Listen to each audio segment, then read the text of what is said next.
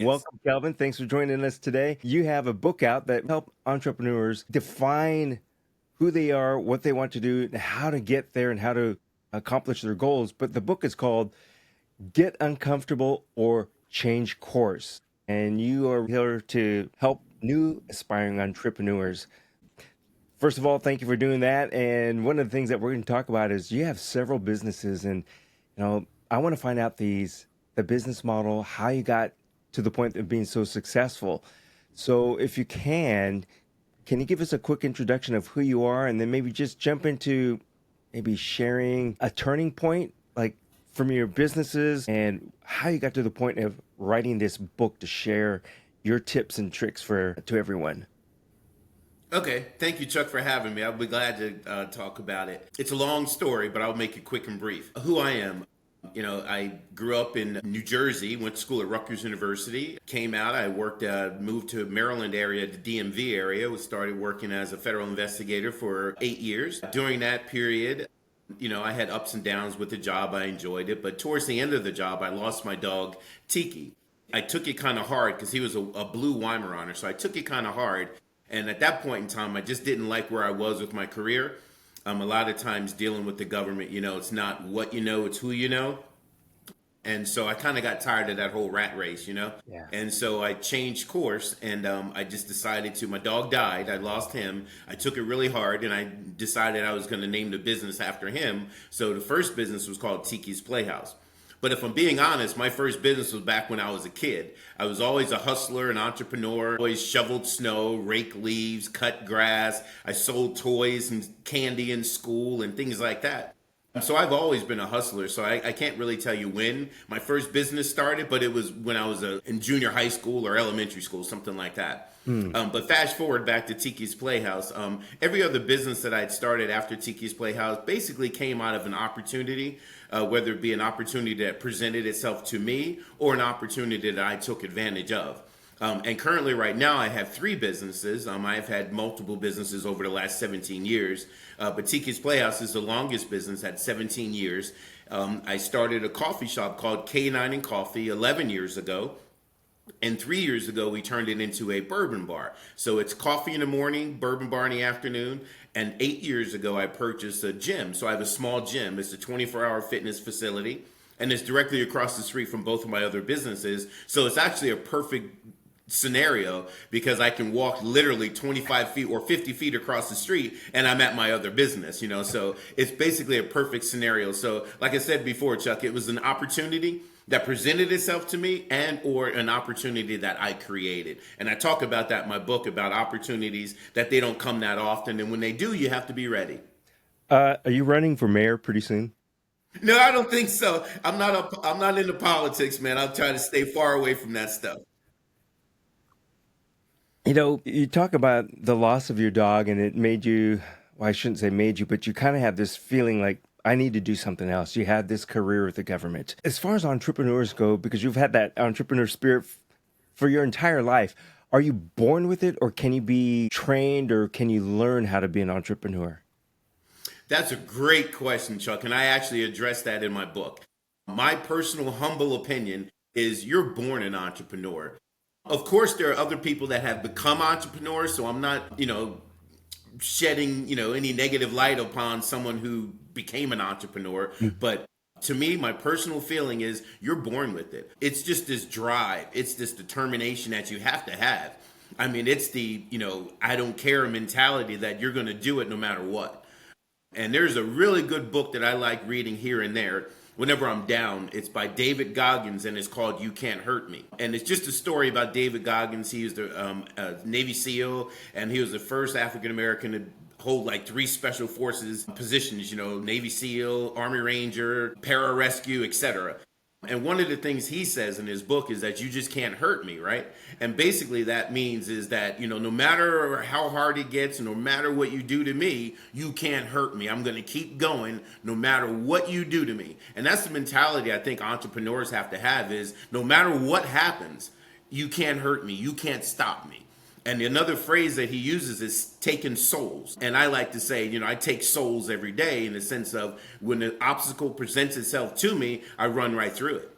I don't run around it. I don't jump over it. I crush it right through it. I crush right through it, and I break the barriers down, and I keep going. So you can't hurt me. Well, speaking of the you can't hurt me, the thing is, I'm wondering because one of your businesses that you started, your first one, Tiki's Playhouse, that was close to the 2008 financial collapse, wasn't it? Oh boy, yeah. It was right after Obama, won, and of course, the country blamed the economy on Obama and the housing crash on Obama. You know how that goes. Yeah. But yeah, for a year, I think year and a half after I started my business, I was so close to filing bankruptcy because the economy just tanked. And if it wasn't for me having a great landlord and him allowing me to, what does it do? Forego my rent. He basically reduced my rent and put it in the arrears. So he reduced my rent for a period of 3 years. My banker at that point, I was dealing with the bank that once they saw my landlord was willing to help me out, then my bank also did the same thing, reduced my interest rate and put it on the arrears. So I ended up paying more money in interest, but I was able to survive. And also during that time period, I had a townhouse that literally almost went into foreclosure 3 times. And a friend of mine lent me money to help me bail my house out of foreclosure all 3 times. So it was a tough period. Is that one of those traits or one of those things that I'll say just a true entrepreneur does is they find a way to not get around, but I don't know if it's get around or go through, but really stick with it? Absolutely. I mean, that's why I say I think you're born with it. I heard someone say once before, entrepreneurs jump off a cliff. They don't worry about having a net. They don't worry about someone catching them. They don't worry about a parachute. We entrepreneurs, we jump. And we'll figure it out on the way down, and that's how it goes. A lot of times I make decisions where I just wake up and there's a decision I make and I jump. And I go, you know what? It may be good, it may be bad, but I'll figure it out. Somehow at the end of the day, I'll figure it out. All right, so you just opened the gateway for me to ask, since you are a multiple business owner and successes, is that your leadership style? I mean, it's just like, let's do it, we'll figure it out later, or how is it that you run these successful businesses? It seems like you have to have a real plan and you stick with it, but can you go with the flow and change on a dime? Is that part of the key, or what is it? Well, yeah. Before the pandemic, things were a lot easier for me in the sense of I didn't start all 3 businesses at once. I kind of gradually flew into the businesses, and that was perfect. After the pandemic, things have been difficult for me. I'll be very honest with you because basically you're starting all 3 businesses from the ground up. And so trying to do that. So for the last 4 or 5 years, it's been very challenging for me. And then also the employees' mentality after the pandemic completely changed. So now you're dealing with that. So every day I'm overcoming some kind of change, and it's been very difficult for me. And the only way I can do it is I get up every day, I pray, I thank to God for the day. Before I go to bed at night, I thank to God for the day. And I ask him for another opportunity to do it tomorrow. And I just do it 10, 12, 15 hours a day, and I just figure it out and I get it done. I have help from employees, and every so often I get good batch of employees, and then I have to go through a period where I have a bad batch of employees. So right now I have a really good batch of employees that make my life a little bit easier. And also the thing is I thrive off of this. So that's why I say entrepreneurs are born, man, because I thrive off of the challenge. I thrive, keep giving me more, give me more, because I'm going to prove everybody wrong, because a lot of times people doubt you, not because they think you're bad or they think that you're not smart or it's just they doubt you because either they love you and they don't want you to go through all the stuff that you're going through. They don't want to see you hurt, whatever it may be. But I love that doubt because I'm going to prove, and I have proved many people wrong over the years, and I'll continue doing it. So speaking of those who doubt, so in your book, Get Uncomfortable or Change Course, do you help the new, upcoming, or even existing entrepreneurs for the underrepresented communities? And did you go through anything that was a hassle, or how did you figure out the course of action? Because I think a lot of times at the underrepresented communities, people doubt. And then, if somebody doubts me, say, I may give up because I think nobody believes me. And why should I even try now? Oh, absolutely. I went through that in the very beginning. I worked with a gentleman from SCORE. SCORE is a part of the Small Business Administration. It's a place where you have business owners, retired business owners, and they give you free advice and free mentorship and help you. So I started that path and I went down that path. But yes, I went to many landlords trying to get buildings or trying to rent buildings, and landlords weren't willing to rent to me because I didn't have your typical MBA. I didn't have, huge sum of money. I came to the table. I had an SBA loan, which is an 80-20. So I had to come to the table with 20%. And I came to the table with 15, and I was still able to make it work. But yeah, I had a lot of challenges. And in my book, the reason why I wrote the book is I wanted to help people and prevent them from having the challenges that I had to face. And I also have an online course, and that also is geared towards kind of giving people the outline, if you will, of how to do it. How to start the business, what questions the banker may ask you, how to be prepared and ready to go to the banker. Make sure they're having their professional staff with them, a CPA, a bookkeeper, a lawyer. I talk to them about the importance of having a team and not family and friends, and the importance of spending money to get it right instead of, patching it up, putting a Band-Aid on it, having your friend or your buddy or a girlfriend do it for you, because in the long run, it's not going to work. Yeah. Pay somebody who's a professional to do the work for you. And that's exactly what I did. I invested a lot of money in the very beginning in professionals to help me out. When I went and spoke to the banker, I had been through a CPA. A CPA looked at my projections. I went to SCORE, a SCORE representative, for a year and a half, and went back and forth with this guy. And I almost quit. I really did. I almost quit. But something inside me said, keep going. But I would go to him, and let me tell you, he would tear my business plan apart. I mean, he would take a red marker and just cross out and highlight and cross out. And so, yeah, it was to the point where the last time I went there, I brought my CPA and we sat there. We both had our laptops open, and we were like, okay, give it to us. What else do we need to change? And we banged it out right in his office, and there you go. The first banker I went to approved me, and then approved me for an additional $250,000 because I did the work. And that's what I talk about on my course, is doing the work. It's hard. You got to do the work. Where can people go and find all this stuff? You mentioned your website. What's your website address? It's kelvinabrams.com. That's KELVIN Abrams, ABRAMS.com. We'll make sure we have that in the show notes. Now, Kelvin, so there's a couple of things that you just mentioned just now. I think tenacity is one of those things that helps us go through things as individuals or entrepreneurs or even through life. But there are those times when it's so difficult and there's no support system. Did you have a support system to kind of, keep you moving forward? Yes, I've had a support system over the years, between family and friends, helping out as much as they can help out. And then I got a mentor. I started working with a mentor probably about 7 or 8 years ago. And I also talk about this in my book and my course, that it's very important to get a mentor. And the mentor I got was referred to me by a friend of mine. It's actually her uncle. And she referred him to me just because he's a self-made man. And he struggled, and he was on the verge of bankruptcy with his family. But then again, he was able to sell a product of his to Gillette. And Gillette basically put him on the map, and he's a self-made man today, 75 years old, and this guy's still running 2 businesses, and this guy's still getting after it every day. But the important thing about it is he's my mentor, and I call him up, and we have this saying that we call it the boardroom. So whenever I call him up, I go, hey, man, I got to go to the boardroom with him, and then so we may go to lunch and go to the boardroom and have a board meeting. I may sit out on the deck and smoke a cigar and have a board meeting. But he's the guy I call, and he talks me off the cliff all the time. And the reason why I call him is he's been there.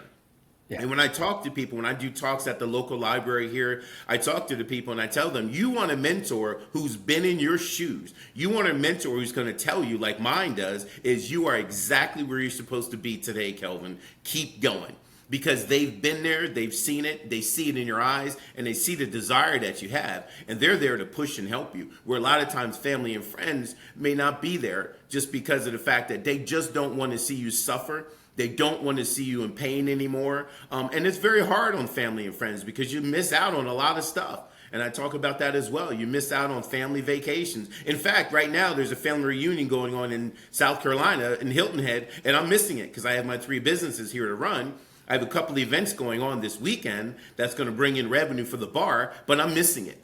I missed a very important funeral 2 weeks ago. So there are things that I've missed, and I regret them. But I'm an entrepreneur, and you just say your prayers, you make peace with it, and you move on. Yeah, I think a lot of times, a lot of us will find an excuse to leave what we're doing for ourselves, the business, and go elsewhere. But, some of the other important things I think that you mentioned is one, and I'm thinking of this is asking a close friend or family member is not the right thing for the business choice because they're going, like you said, they're going to help protect you, or that's what they think they're doing is protecting you from failure or harm. Correct. So that in itself is bad. Correct. The other thing too, I think is a big one. A lot of us say that, oh, I want to do this, I want to do that, and I'm going to do whatever it takes. Oh well, um, here's 1995 to buy a book. I don't know. They won't invest in themselves. They invest in this dream of grandeur of having this business, but when you say, get a mentor, how much does it cost? Get a course, is it free? Right. Right. Part of the investment is a monetary investment, and that's an investment in yourself. How did you, or how do you address that for the folks who are so tight with their money, even to themselves? Yeah, no, that's a great question. And the thing is you just said it, is if you're not going to invest in yourself, why should I? Why should the bank? Why should anyone invest in you? You have to show them that you're willing to invest. So what I had to do was, again, I went to the bank. I didn't have 20% like I was supposed to have down. But let me tell you what I did do, and I told the bank about this. I had a car, an SUV, which is only about 2 years old. I sold my SUV. I had stock in 401k. I sold my stock. I sold my 401k. I had two Rolex. I sold my Rolexes. So I came to the table with money, but I also came to the table with a story. I sat there and I talked to my banker and I gave her my story as to what I was willing to give up to accomplish this dream of mine. And Chuck, I'll tell you, her and I sat there and she cried after she heard my story. Tears came down her face after she heard my story because she saw the passion I had in my voice. She saw the passion I had. She saw the work that I did. And she complimented me on that. And also, Chuck, probably about 5 years ago, when at my 10-year mark, I ran across that very same banker. And she told me that I was the only loan that she had completed during that period that didn't back out. And I continued. And today I paid that note off. It was over $500,000. That note was paid off without issue. And so, yeah, it's hard. And if you don't invest in yourself, why would the bank? Why would a lawyer? Why would a landlord? Why would anyone invest in you? Failed in football. I've missed touchdowns. I've missed soccer goals. I struck out at bat. So I've failed all my life. So failure to me is success, quite frankly. Yeah. It's look at failures at learning. It's part of growing up. Absolutely. So Absolutely.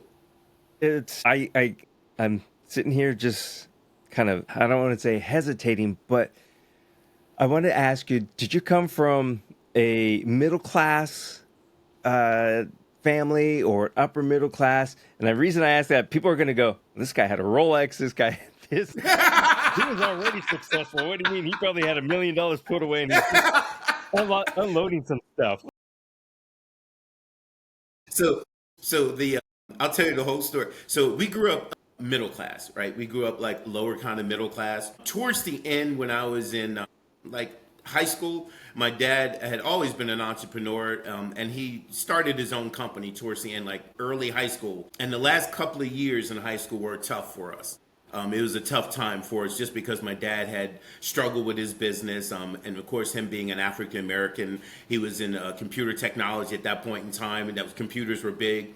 And of course, he stuck out like a sore thumb. And the reason why I wanted to be an entrepreneur is not only because I grew up that way, but I watched my father and I wanted to drive that company car that my dad had. And then my dad came home with a Rolex one day that was given to him. And I saw that Rolex and I said, I want that Rolex. I want a Rolex. So in high school, I knew I was going to get a Rolex. And in high school, I knew I was going to write a book. I just didn't know what it was going to be about. And then fast forward to college, I treated myself to a Rolex when I graduated from college. Basically, I had some leftover money from a financial aid, and then I had leftover money from student loan. and I bought myself a Rolex, my first Rolex. And so, yeah, would I do that again? No, because there's interest on these financial aid money, there's interest on the student loan money. So that $10,000 Rolex probably cost me about $2,000 at that time. The second Rolex was a used Rolex that I got used at a much cheaper price, but it was a very good condition, and I bought it used, and that's why I had two Rolexes. So I traded all of those in, to get it. So no, I didn't have money. And quite frankly, I had a lot of debt in college. So I probably should have paid off my debt instead of buying a Rolex. I treated myself to college. It took me 6 years to graduate college. I was on that extended program. Yeah. You hang out, you drink too many beers, you fail too many classes, and so it took me a little bit longer than I anticipated to graduate, but I did it, and that's why I rewarded myself with a Rolex. Freshman ladies coming in. Right. Toga parties, I mean, you name it. I went to school at Rutgers, so Rutgers was a party, man. They had 5 campuses, so man, let me tell you, I partied.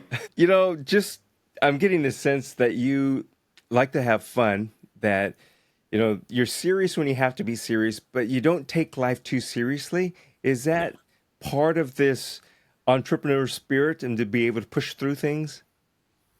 Absolutely. You work hard, so you play hard, right? And it's like when I work hard, I work hard. And when it's time to play, I like to play just as hard because, it doesn't come that often. I mean, I may get a chance to be free twice a year. When I say free, I may get a chance to have a weekend off twice a year, something like that. Recently, I'm working on, I say recently because before the pandemic, I had work-life balance figured out.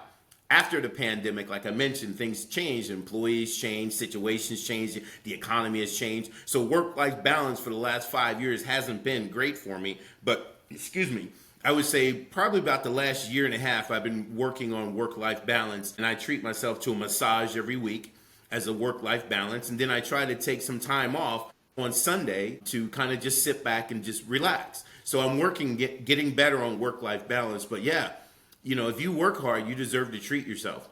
I'm glad you said that. I think that's that one of the things where you hear a lot of people now talking about burnout, whether it's that they're employed and they're burnt out for some reason or another, or they're running a business and they're burnt out. You have to have that work-life balance, whether it means treating yourself to something, massage, or taking that Sunday break and just having a bourbon or scotch and just sitting back on the lawn chair or something. But that is important. It is very important. Mental health is tough, man. I mean, it's hard. And, I have a lot of hard days. I'm not going to lie. I have a lot of hard days.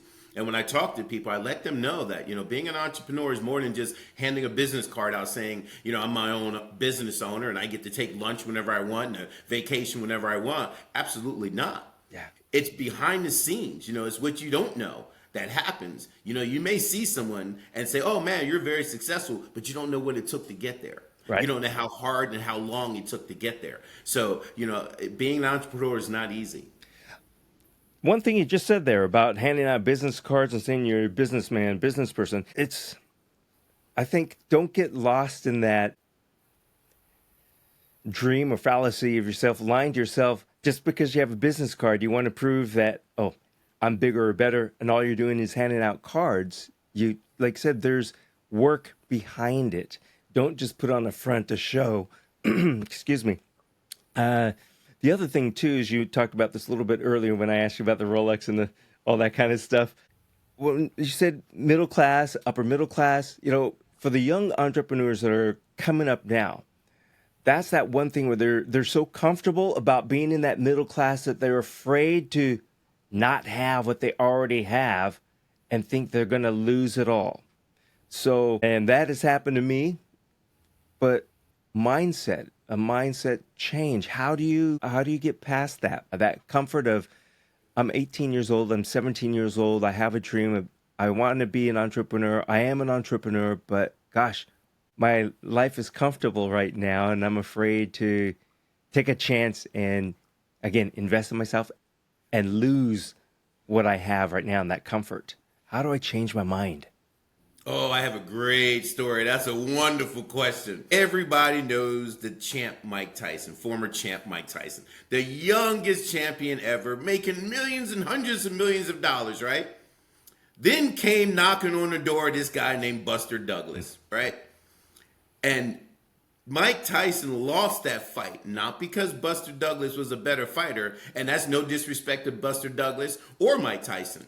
But Mike Tyson lost that fight because you just mentioned it. He got comfortable. He got comfortable, right? And so he lost that fight. And so to answer your question, how do you tell someone who's comfortable to get uncomfortable? Well, it's either you're going to do it or you're not going to do it. So it's like one or the other. You're going to be comfortable and then you're going to be Mike Tyson, or you're going to be uncomfortable and you're going to be Buster Douglas. Which one are you going to be? And so for me, I choose to be uncomfortable. Yeah. Because I take the road less traveled. Not because it's easy, but I take the road less traveled because that's where I want to be. That's the challenge that I take, and that's the challenge that I accept every day. And I tell my friends all the time is that, I'm going to die trying. And when I meet my maker, I'm going to tell him I gave everything I had, versus when I meet my maker and he says, I gave you one life, one chance to do it. How come you didn't do it? How come you didn't make the best out of it? At least for me, when I meet my maker, hopefully not down there, but when I meet my maker, I'm going to say to him, and I'm going to expect him to say, job well done. Yeah. That's what I'm waiting for, is for him to tell me, job well done. Yep. Kelvin, do you like how I put that in there so I could say, remember the book is Get Uncomfortable? Yes. Of course. That's a good plug. I like that. The check is in the mail. But what you just described and said to us in the title of your book is so true. You got to get uncomfortable to make change. It's uncomfortable. To progress is uncomfortable. You're moving forward. If I'm just going to sit down here on my laurels and doing nothing, hey, I'm comfortable. Right. Life is going by. Everything is passing me. I'm not going anywhere. I'm just sitting here and saying I'm comfortable. And next thing you know, you are uncomfortable because you've been left behind. Yep. You've been left behind. And then there's a book that I reference in my book is Who Moved the Cheese? And in that book, it talks about that. It talks about a set of mice being comfortable and another set of mice going out and being adventurous. I'm that other set of, I think it was him and Hall. Can't remember the names of the mice. So long ago. But yeah, it's in my book, and it's called Who Moved Your Cheese? And that's exactly what you just mentioned is you can either be comfortable like the two mice were, or you can be uncomfortable like the other two mice were. It goes back to the saying, you give a man a fish, you can feed him for a day, but if you teach the man how to fish, the man can feed himself for a lifetime. Yeah, that is so true.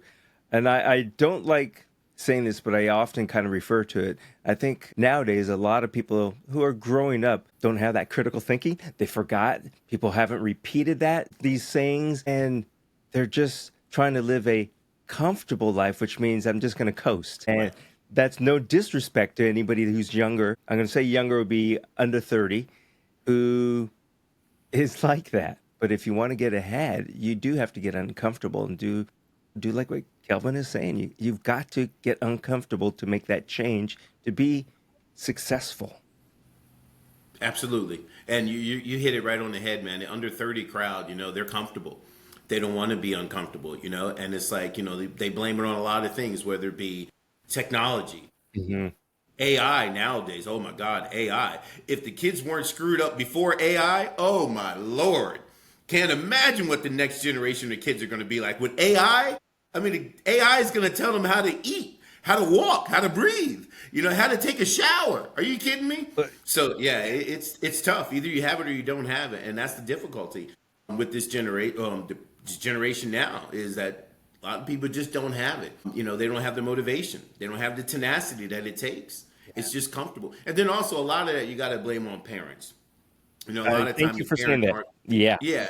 They aren't doing what they're supposed to do. I don't know about you, but boy, let me tell you, back in the day, I got it plenty of times, whether it be with a switch, a spoon, a belt, a coat hanger, you name it.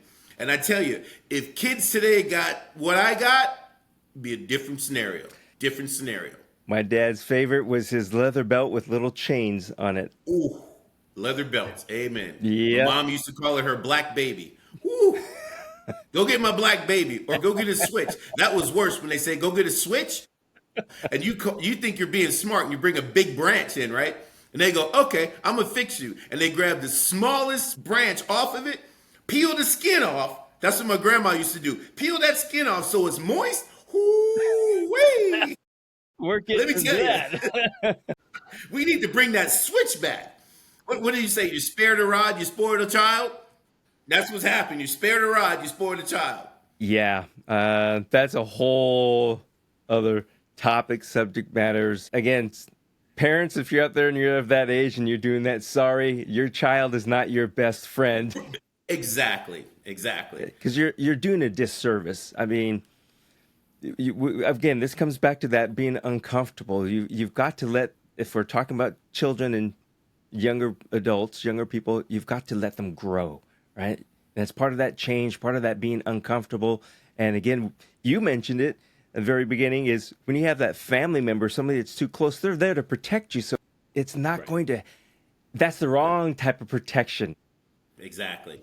Exactly. And I see it every day with these the kids that I call them kids, but they're young adults that I employ. Gosh, I mean, I've probably employed over 150 young adults in 17 years, and I see it. I mean, I can tell you story after story after story, but basically kids today can't comprehend two things at once.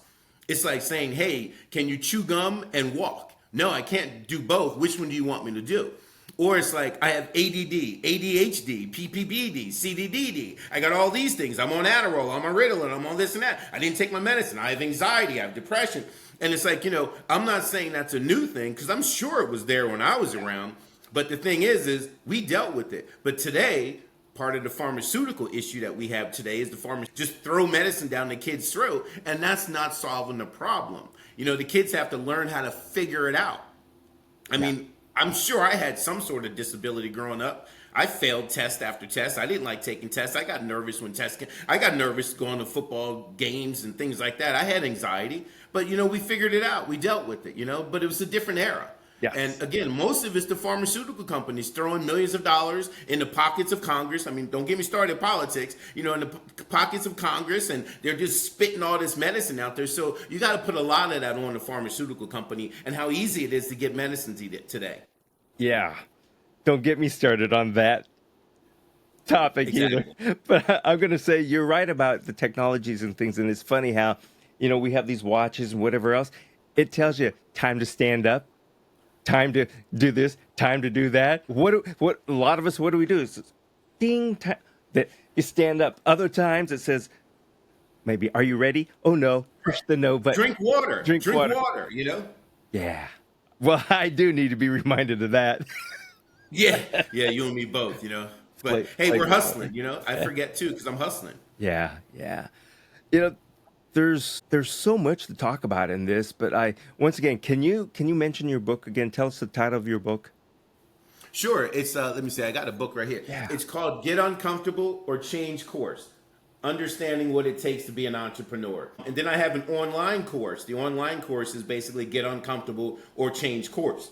Excuse me. And the name is kelvinabrams.com. So, yeah, I think the course, and I have a workbook I created as well, too. In fact, I have a copy of the workbook right here. So I have a workbook, Get Uncomfortable or Change Course. And when you take the online course, it's imperative that you do the workbook because inside the workbook basically gives you, it's like a journal. You're using my workbook and my words in my workbook, and we give you plenty of space in the workbook to write notes, to do journaling. Because it's important to journal. You have to write everything down. And so if you're paying attention to the online course and you have the workbook in front of you, it goes step by step through the workbook. I would imagine too that all of this is going to help you in other areas of your life. This is not just because you want to be an entrepreneur in business. If you want to be successful in life, in self, I would imagine this is going to help you accomplish that as well, or at least set you on that path. Exactly, because it's all about discipline. Mm-hmm. That's all it is discipline.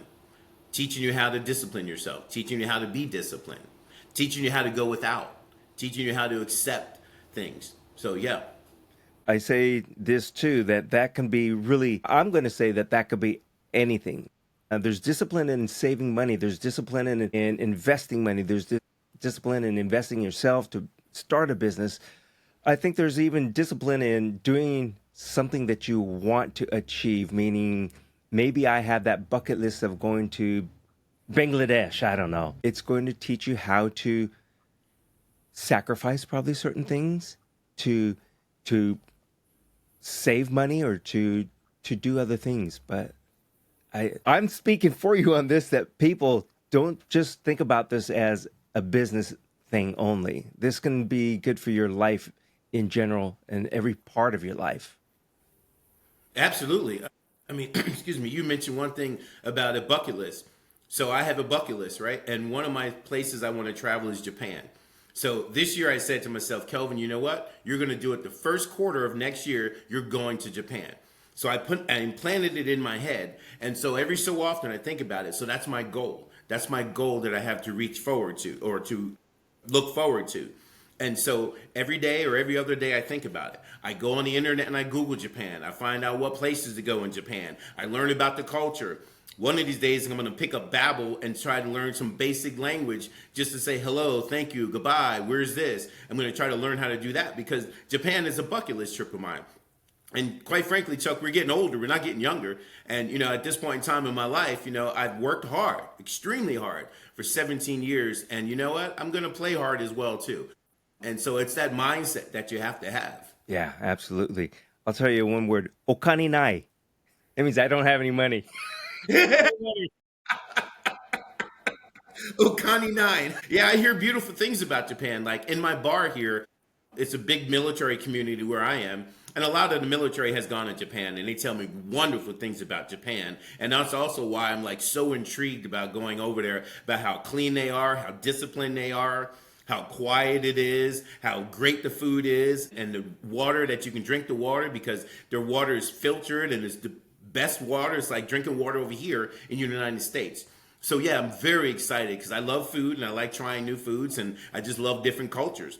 Like I love going to Jamaica. I love Jamaican food. I like the Jamaican culture.